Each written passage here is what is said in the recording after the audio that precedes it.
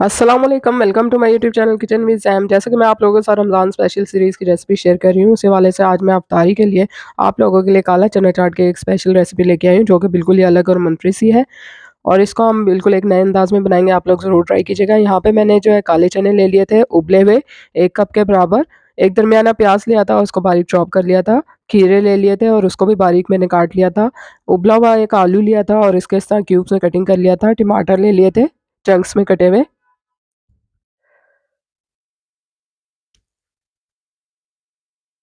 सबसे पहले हमने करना ये है कि हमने कढ़ाई में थोड़ा-सा ऑयल डालना है, हल्का-सा उसको गरम होने देना है, फ्लेम आपने मीडियम रखना है और उसमें हमने बॉयल किए हुए आलू डाल देने हैं।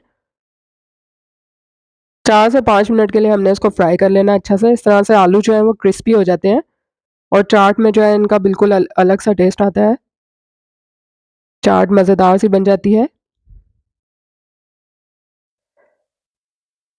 फ्लेम आपने मीडियम रखना है। अब यहाँ पे हम मसाला तैयार कर लेते हैं, यहाँ पे मैंने 3 से 4 टेबलस्पून पानी डाल दिया था, उसमें मैंने 1 टीस्पून नमक डाला है, 1 टीस्पून धनिया पाउडर डाल दिया है, 1 टीस्पून ज़ीरा पाउडर डाला है, हाफ टी स्पून हल्दी पाउडर डाला है और 1 टीस्पून मैंने इसमें लाल मिर्च का पाउडर डाल दिया है। अच्छे तरीके से इसको मिक्स कर लेंगे। अब यहाँ पे आप आलू देख सकते हैं अच्छे से इसमें फ्राई हो रहे हैं। ये मैंने निकाल लिए हैं कढ़ाई में से। अब इसी कढ़ाई में हमने थोड़ा-सा ऑयल रहने देना है और उसमें ये मसाला डाल देना है। मसाले को हमने अच्छे से भून लेना है ताकि तेल जो है वो ऊपर आ जाए, दानेदार सा हो जाए मसाला।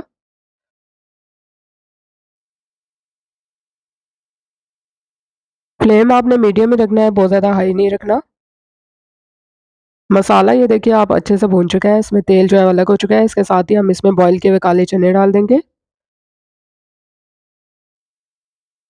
चना आप उबाल के और उसको ठंडा करने के बाद पैकेट बना के आप फ्रीज़र में रख सकते हैं। 1 महीने तक आप इसको आराम से इस्तेमाल कर सकते हैं। जब आपने चाट बनानी हो आप थोड़ी देर पहले निकालें, उसको थोड़ा-सा गर्म पानी में डाल दें। चने जो है वो चाट के लिए रेडी हो जाएँगे। अब यहाँ पे मैंने अच्छे से चनों को 1 मिनट के लिए इस मसाले में भूनने के बाद इसमें बारीक कटा हुआ दरमियाने साइज़ का प्याज़ भी डाल दिया है।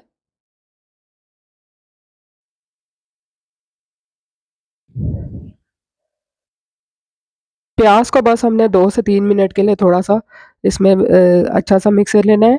इसको बहुत ज़्यादा सॉफ्ट नहीं करना, थोड़ा-सा क्रंची रहने देना है।